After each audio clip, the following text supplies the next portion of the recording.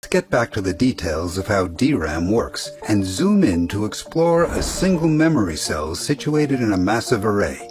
This memory cell is called a 1T 1C cell and is a few dozen nanometers in size. It has two parts, a capacitor to store one bit of data in the form of electrical charges, or electrons, and a transistor to access and read or write data. The capacitor is shaped like a deep trench dug into silicon and is composed of two conductive surfaces separated by a dielectric insulator or barrier just a few atoms thick, which stops the flow of electrons but allows electric fields to pass through. If this capacitor is charged up with electrons to 1 volt, it's a binary 1.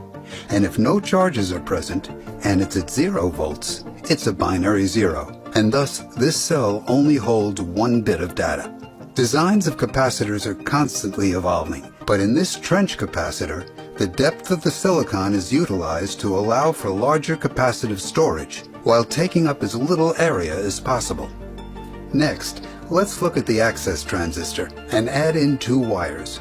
The word line wire connects to the gate of the transistor, while the bit line wire connects to the other side of the transistor's channel. Applying a voltage to the word line turns on the transistor, and while it's on, electrons can flow through the channel, thus connecting the capacitor to the bit line. This allows us to access and charge up the capacitor to write a 1, or discharge the capacitor to write a 0.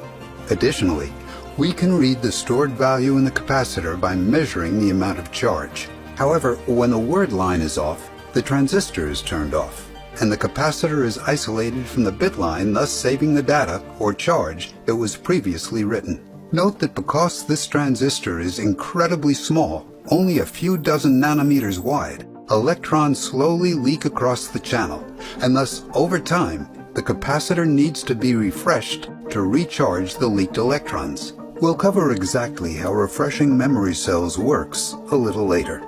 As mentioned earlier, this 1T 1C memory cell is one of 17 billion inside this single die.